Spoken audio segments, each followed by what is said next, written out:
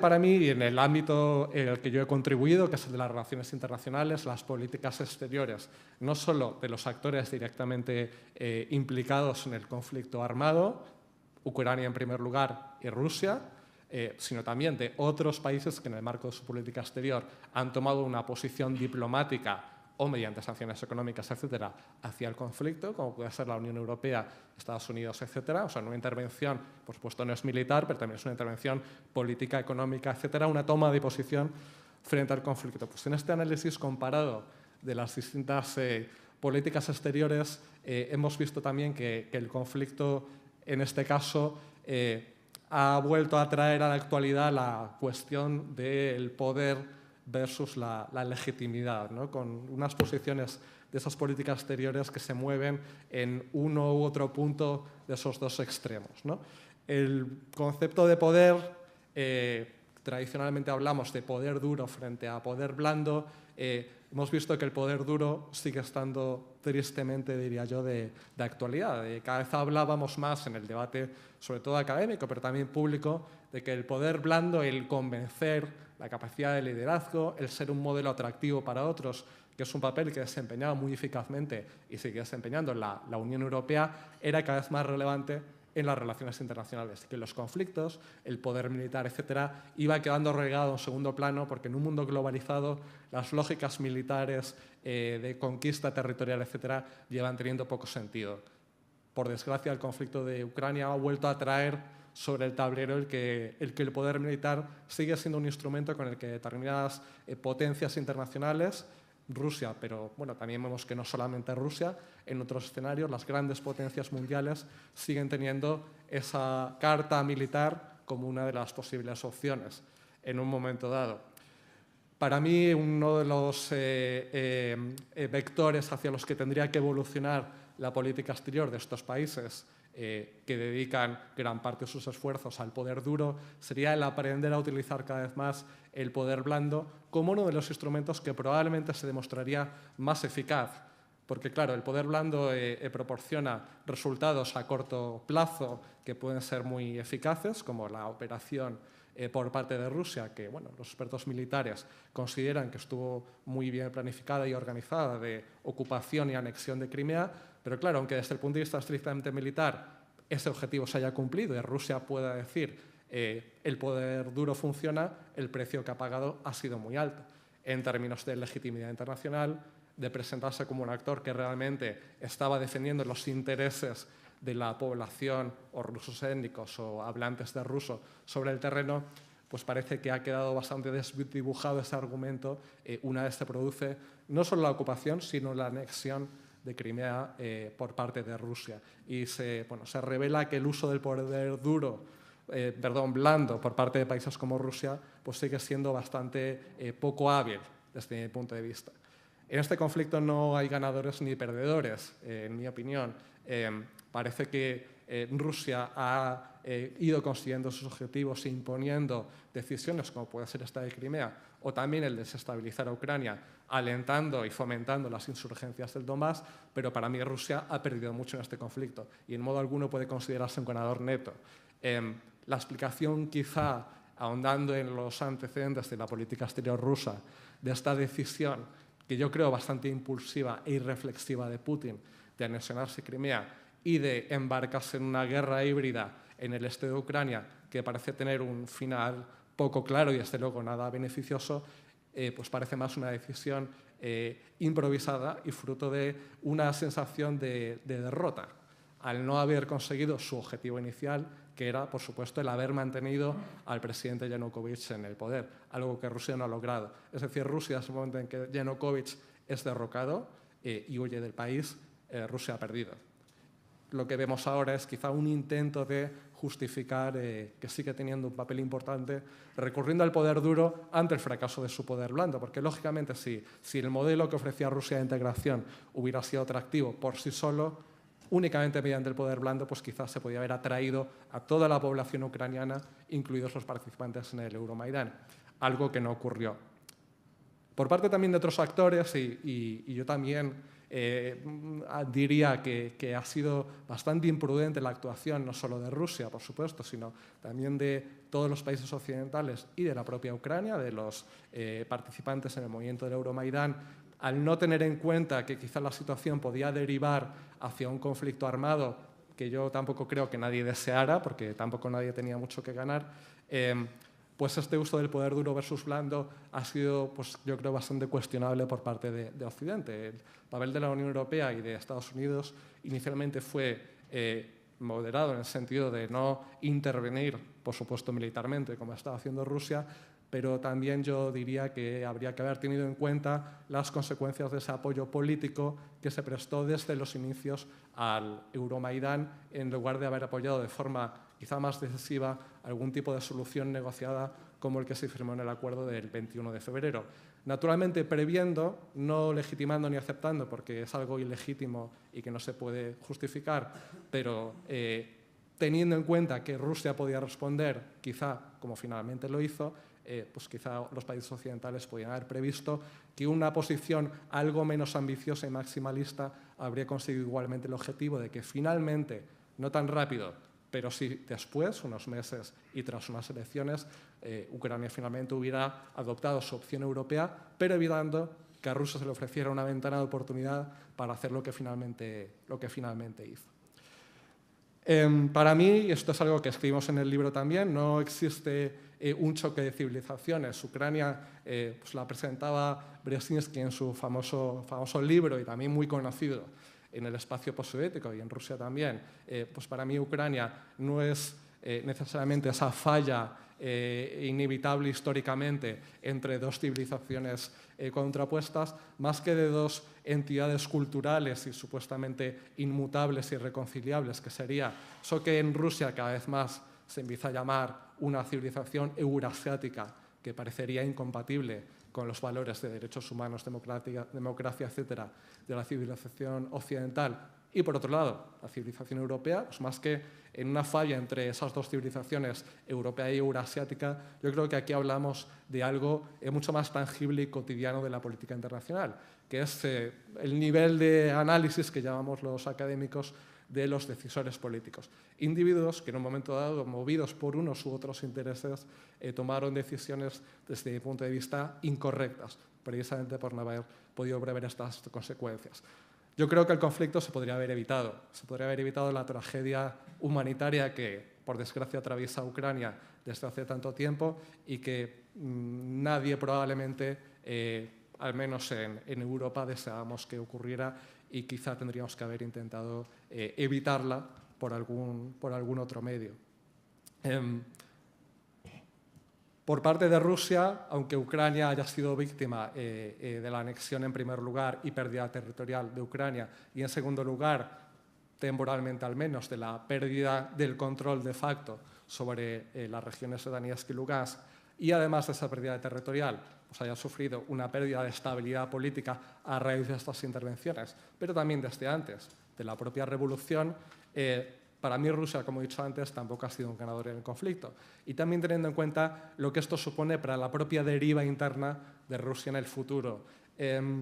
Contra lo que se suele decir, en Rusia existen y han existido también durante la presidencia de Putin, pero también anteriormente, ya que Putin no es más, cuando llega en 2000, que el resultado de unas élites determinadas que deciden entre esa disyuntiva de un Yeltsin pro-occidental a principios de los 90 y un Yeltsin que se vuelve más reacio a cooperar con Occidente a finales de los 90, pues esas élites que apoyan ese giro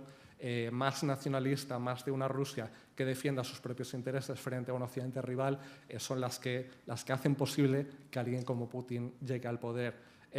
Pero realmente ese debate entre distintas opciones sigue existiendo. Y por desgracia también yo creo que Putin ha ido derivando desde esa posición más pragmática que vimos en sus inicios, algo que permitió a ese Putin, que ahora se califica, y probablemente él es en gran parte responsable de eso,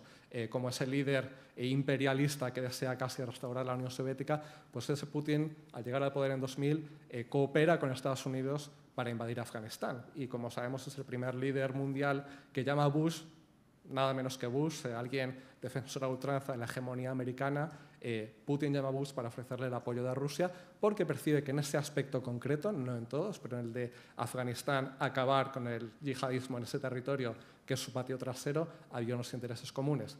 El Putin de ahora, por desgracia yo creo también, no es el de 2000, y en esta deriva cada vez más neoimperial, eso que dentro de Rusia se llama el eurasianismo, el neo-eurasianismo, en esta deriva de Putin cada vez más reacio a ceder control sobre la sociedad, pero también a cooperar o a escuchar las opiniones de otros países en política internacional, también creo que tiene parte de responsabilidad la crisis de Ucrania, algo que Putin en esa visión paranoica tan habitual, ¿no?, en los regímenes postsoviéticos, pero en la propia Rusia, pues quizá más,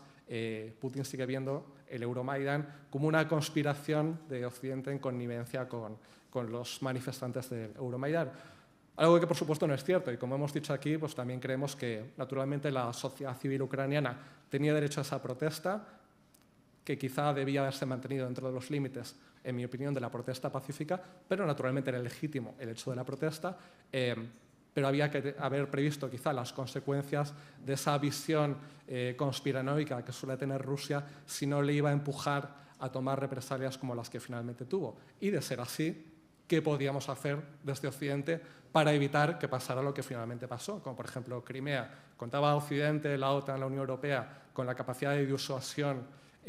para evitar que Rusia se anexionara a Crimea o de tomar represalias en un momento dado, y si no era así, ¿qué otras alternativas existían que no se aprovecharon en su momento? Yo no me voy a extender más porque ya ha comentado también Rubén gran parte de esos temas comunes que vertebran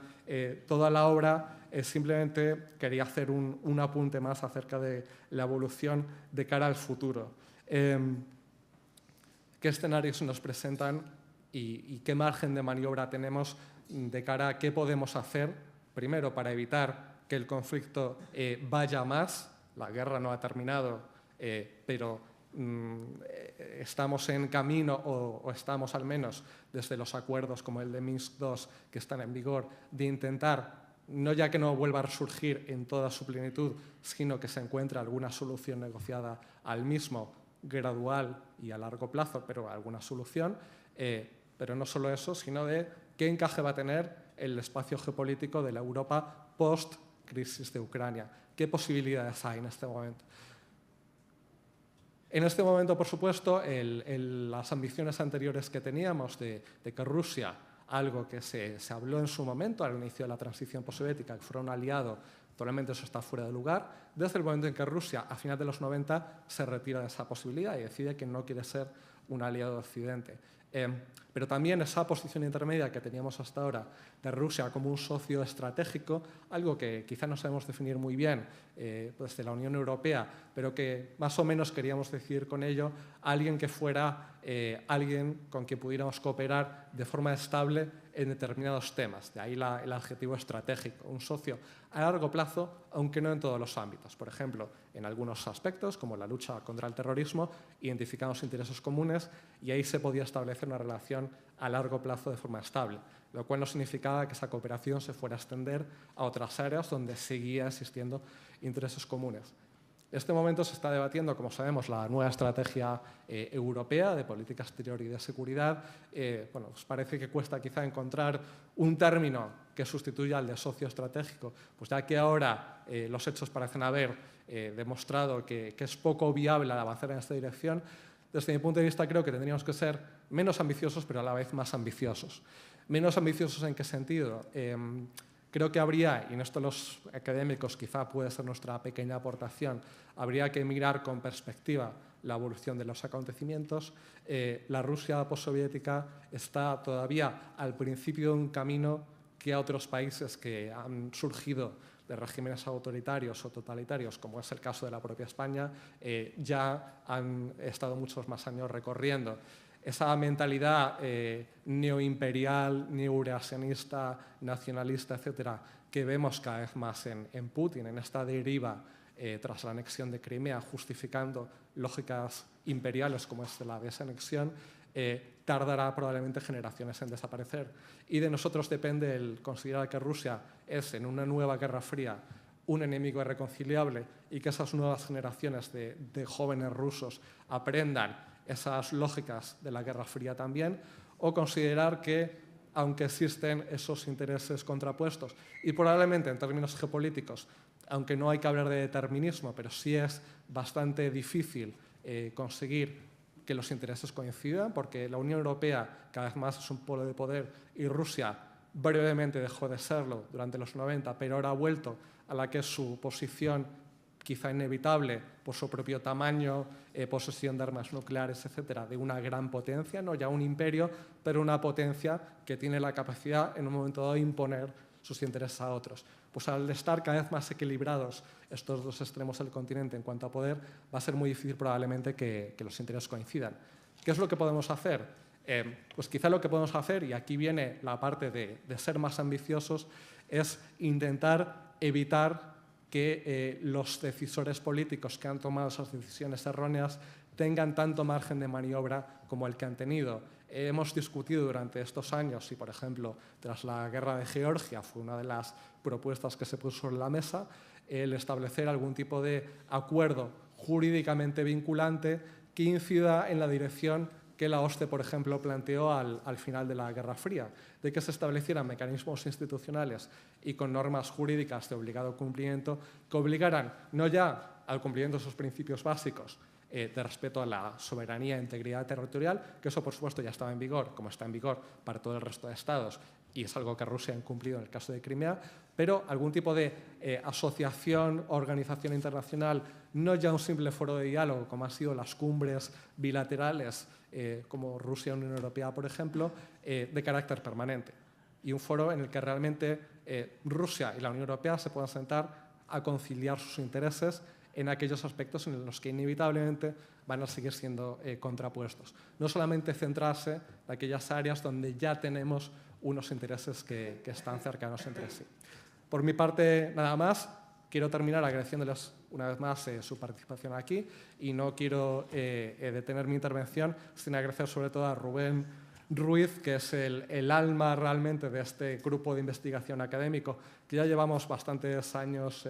trabajando en él, pero sobre todo a raíz de la crisis de Ucrania, muy a nuestro pesar, hemos tenido que redoblar nuestros esfuerzos de publicaciones y de difusión y análisis científico sobre este tema, y también nuevos proyectos académicos que tenemos en marcha y en el cual, impulsados por Rubén y los demás que estamos aquí, iremos lanzando y les iremos también anunciando a su debido tiempo. Muchas gracias. Gracias, Javier. Bueno, buenas tardes a todos. Muchísimas gracias por la asistencia en un viernes por la tarde, como comentaba Javier. Gracias también a Rubén Ruiz como editor y coordinador de la publicación, y a la editorial por la apuesta que ha realizado. Bien, estamos esta tarde pues, aquí para hablar de un tema del que a mí no me gusta hablar en absoluto, y me explico. Es decir, a mí hace años, si me llegan a decir que tendría que dar una breve charla, porque en Ucrania iba a haber una guerra en la que muriesen más de 10.000 personas y hubiese millones de personas desplazadas internamente y expatriados, pues no me lo hubiese creído. Y es una cosa que me disgusta profundamente. Quería comenzar mi intervención, que va a ser relativamente breve, con una cita del subsecretario de Estado Philip Gordon. En septiembre de 2002 era el subsecretario de Estado en Estados Unidos para Eurasia, que luego fue sustituido por la célebre Victoria Nuland, en la que él decía que ni hemos pedido ni pediremos a Ucrania que elija entre este y oeste, entre Rusia y Estados Unidos. Esa es una falta de elección que ignora la geografía y la historia de Ucrania. En su lugar, queremos una Ucrania fuerte y estable que logre su propio objetivo de integración en Europa y disfrute de unas relaciones más próximas con todos sus vecinos. Bueno, esta es una cita que yo suscribo por completo y que evidentemente es lo que no se ha cumplido y es lo que nos ha llevado a la crisis. En mi capítulo, yo he escrito 2 capítulos, uno sobre geopolítica y política de seguridad y otro sobre Crimea, específicamente sobre Crimea. En el de la geopolítica, pues lo que he hecho es un repaso de las fortalezas y más bien de las debilidades geopolíticas de Ucrania como Estado, que están en la base de esta crisis tan tremenda que hemos vivido. Decía Javier Morales que él no cree que sea una falla entre civilizaciones. Yo tampoco lo creo, evidentemente, pero sí que es cierto que es un Estado con unas características geopolíticas muy determinadas, antes del comienzo de la crisis, y cuando hay 2 placas tectónicas, pues no tienen por qué chocar, pero si se aplica la suficiente presión entre ellas, pues se puede provocar un terremoto, que es lo que hemos vivido. Con respecto al modelo de política exterior, pues 2 características que he visto yo que han condicionado muchísimo la evolución de la política de seguridad exterior de Ucrania durante estos últimos 25 años. Una ha sido pues, la cuestión de la propia constitución geográfica e histórica de Ucrania, unas fronteras que son muy discutibles. No les engaño, no les descubro nada nuevo si les comento que, bueno, que Ucrania es un Estado, la actual Ucrania, que es la heredera de la República Socialista Soviética de Ucrania, con sus fronteras administrativas, que está compuesto de distintos territorios con una historia muy variada. Luego comentaremos el caso de Crimea. Y, por otra parte, lo que se ha verificado en todo este periodo es que la política exterior de Kiev pues, ha ido dando grandes bandazos. Y comentaremos algún de modo que muchas veces desde el exterior pues, no se sabía muy bien hacia dónde iba, hacia Occidente, hacia Rusia o hacia ningún lado, o hacia la ruptura. Con respecto a las fronteras, bueno, está descrito en el libro, no vamos a insistir sobre el tema de la pequeña Rusia y la nueva Rusia y Crimea y la zona de Ucrania más occidental que permaneció durante 150 años como parte del Imperio Austrohúngaro. El hecho es que, como sabrán ustedes, a lo mejor no saben la cifra exacta, pero los soviéticos eran adictos a los cambios de fronteras. De hecho, cambiaron las fronteras administrativas de la Unión Soviética hasta en 94 ocasiones interiores. Eso, unido a los movimientos forzados de población, pues dio lugar a un crisol de pueblos y culturas y unas fronteras pues, que son discutidas y discutibles de un punto de vista histórico y que suponen una debilidad para los nuevos estados independientes, salvo que se gestionen adecuadamente.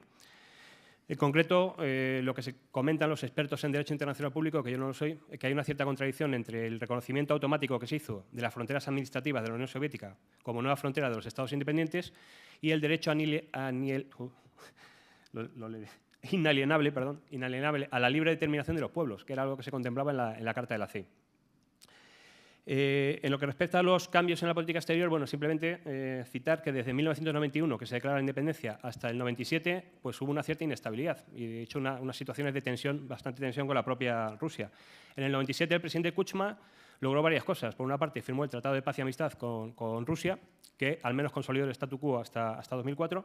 pero, por otra parte, también dio la de arena, digamos, para Rusia, como fue la firma de la Carta OTAN-Ucrania. Creó el WAM, el grupo, la organización no demasiado formal que agrupaba a Georgia, Ucrania, Azerbaiyán y Moldavia en 1997. Denunció en el 99 y se salió del Tratado de Seguridad Colectiva y además se negó en el año 2000 a integrarse en la Unión Económica Euroasiática. Es decir, que logró una posición relativamente de estabilidad, poniendo un ojo en Moscú y otro hacia el oeste. En el año 2004, como todos ustedes saben, se produce la Revolución Naranja y ahí pues, se produce una polarización muy grande de la sociedad ucraniana y, por lo tanto, de su política de seguridad exterior. El objetivo declarado de los líderes de la revolución, del presidente Yushchenko y inicialmente la primera ministra Yulia Tymoshenko, era integrar a Ucrania en la OTAN. Ese intento, que se materializó en el intento, a su vez, del presidente Bush en la cumbre de Bucarest de la OTAN en abril de 2008, de otorgar un MAP, un Membership Action Plan, a Ucrania para una futura incorporación a la OTAN, pues se había abortado. Se había abortado básicamente por la oposición de países como Alemania y Francia. Y, por otra parte, pues otro objetivo declarado era la entrada en la Unión Europea, que se podría producir algún día. Simplemente les recuerdo la cita de 2004 de Romano Prodi, que era el presidente de la Comisión, que dijo que era más probable que se convirtiese en miembro de la Unión Soviética Nueva Zelanda a que lo hiciese Ucrania. Es decir, de la Unión, ¿qué he dicho? Soviética. Ah, sí, perdón, me ha traicionado el subconsciente. Es tan posible que Ucrania se convierta en miembro de la Unión Soviética como que lo haga Nueva Zelanda, ¿de acuerdo? Es decir, que en cierto modo se le daba unas esperanzas al país de un objetivo que era tremendamente difícil de alcanzar, que yo espero ver algún día, pero que desde luego es tremendamente difícil. Ya con el presidente Yanukovych, cuando llega en 2010, él lo primero que hace es declarar el estatus de país neutral para Ucrania, renuncia formalmente al intento de ingreso en la OTAN. Para la oposición, pues esa decisión condenaba a Ucrania a permanecer en una zona gris de seguridad, digamos, entre la OTAN y la Organización del Tratado de Seguridad Colectiva. Por otra parte, pues viendo las encuestas de opinión de esa época, en concreto las que elabora el Centro Razumkov de Kiev, con los cuales yo he colaborado durante bastantes años, en 2011, en un referéndum sobre el ingreso en la OTAN, un 19% de la población votaría a favor y un 58% en contra. Y por regiones, solo en el oeste ganaría el sí. Y a la pregunta, ¿debería Ucrania ingresar en la Unión Europea? En cambio, sí que la mayor parte de la población decía que sí, en el conjunto del país, con muchas diferencias también regionales, pero digamos que era el objetivo que podía haber aunado el impulso nacional de esas zonas que veíamos tan separadas. Hablamos de 2011, después de más de 5 años de gobierno del presidente Yushchenko y de posterior a la Revolución Naranja, el pueblo ucraniano, hablando en general, con grandes divisiones, pues rechazaba el ingreso en la OTAN. Aspiraba a mantener unas buenas relaciones con Rusia, porque veían que la política de enfrentamiento durante esos años no le había traído nada bueno, y una gran mayoría optaba por el ingreso en la Unión Europea. sin que eso se entendiese como un juego de suma cero en el que Rusia tuviese que perder. Esa disyuntiva, o con nosotros o con Rusia, en gran parte se manifestó en noviembre de 2013 y estuvo en el origen político de la crisis. Ya por fuera de lo que son las debilidades y fortalezas geopolíticas de Ucrania, pues lo que se ha constatado a nivel europeo y euroatlántico son toda la debilidad de la arquitectura de seguridad europea que se ha gestado desde el final de la Guerra Fría.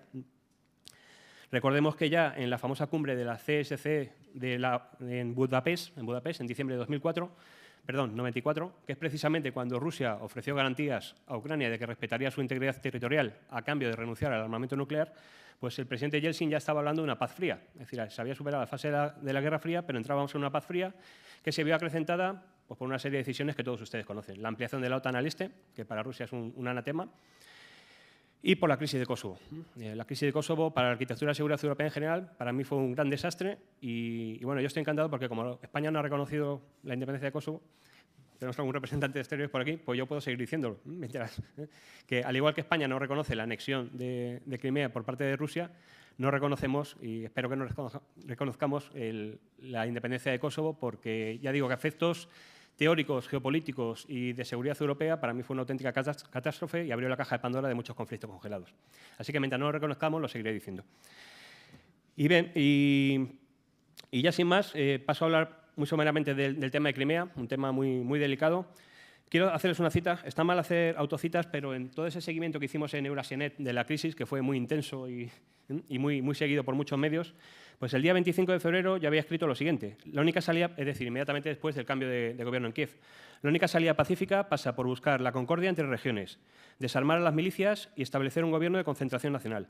De lo contrario, no es descartable una división del país, empezando por Crimea, y una escala de tensiones que pudiese llevar incluso a un enfrentamiento armado. ¿De acuerdo? Es decir, con independencia de que nos guste o no lo que ha hecho Rusia, yo creo que todos los que conocían la realidad de la zona sabíamos lo que iba a pasar. Al menos esa es mi impresión. Bueno, no vamos a hablar de la historia de Ucrania, que creo que es sobradamente conocida. No vamos a remontar ni al Kanato tártaro, porque realmente los tártaros que siguen allí son los que están al menos desde mediados del siglo XV, la conquista por parte de Rusia en el siglo XVIII y la famosa cesión de la península de la República Socialista Federativa Soviética de Rusia a la República Socialista Soviética de Ucrania en el año 1954, por parte de Nikita Khrushchev,